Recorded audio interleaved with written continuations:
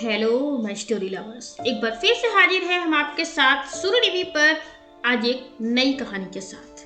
सुबह की हवा में मिट्टी की खुशबू थी। बरसात की पहली फुहार रात में ही गिर चुकी थी। नया गांव धीरे धीरे जाग रहा था। कहीं चूल्हे की आग सुलग रही थी, कहीं बैलों की घंटी बज रही थी। लेकिन गांव के सबसे बड़े कच्चे पक्के मकान में हर सुबह की तरह आज भी एक कड़वी सी आवाज गूंज रही थी। ए नन्हे, कब तक यूं पड़ा रहेगा? यह आवाज थी बड़े भाई वीरू की। उसकी आवाज में अधिकार भी था और घमंड भी, और इंसानियत की कमी थी।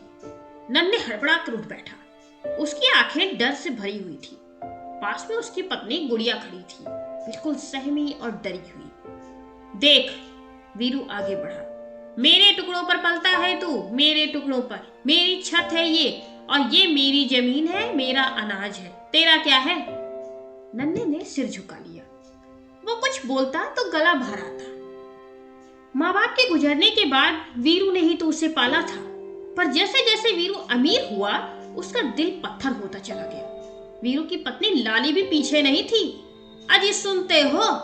वह ताना मारते हुए बोली, बारिश आने वाली है, इस बेकार आदमी से कह दो घर के बाहर की नाली साफ करे। पूरा गांव यहीं से निकलता है, लोग क्या कहेंगे? इतनी दौलत और गंदगी। नन्हे बिना बोले बाहर चला गया। उसका दिल हर रोज टूटता था, लेकिन वो सोचता था भैया है, सहना तो पड़ेगा ही। आसमान में बादल घिर आए। पुरानी अम्मा शीतल रास्ते से गुजरते हुए बोली, आज नदी चढ़ेगी बेटा, संभलना। वीरू खेत देखने निकल पड़ा। जाते जाते बोला, अगर पानी बढ़ा तो मेरे जानवर बचाना। तेरा सामान तो मिट्टी है ही है, वो तो किसी काम का नहीं है। नन्हे की आंखें भर आई, फिर बोला, ठीक है भैया। बारिश शुरू हो चुकी थी। नन्हे ने नाली साफ की, फिर चारा काटने चला गया। मन में बस एक ही दुआ थी, भगवान मेरा सब बह जाए, भैया का घर बचा लेना। लेकिन लालच को दुआ कभी नहीं छूटी। शाम को वीरू लौटा। खेत डूब चुके थे। गुस्सा उसके सिर चढ़ गया। चारा अधूरा था। काम चोर, उसने नन्हे को लात मार दी।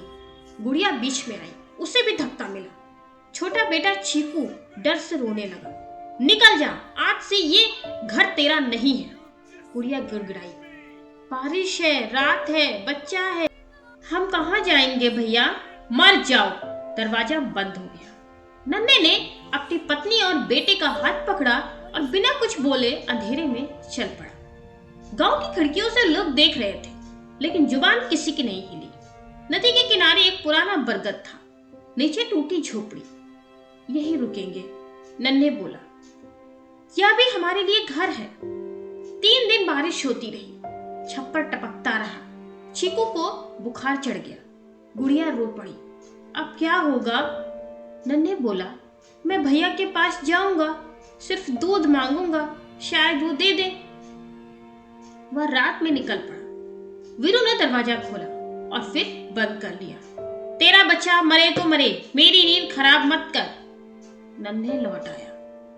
रास्ते में एक बूढ़ी औरत मिली, भीगी हुई, कांपती हुई। नाम था अम्मा रेवती। बेटा, भूख लगी है। नन्हे ने अपने पास बचे 2 सड़े आलू उसके हाथ में रख दिए। अम्मा रो पड़ी। क्या चाहिए बेटा? नन्हे बोला, एक ऐसा घर चाहिए अम्मा, जहां मेरा बच्चा कांपे नहीं, ठंड से बच जाए और हम भी बारिश से बच सके।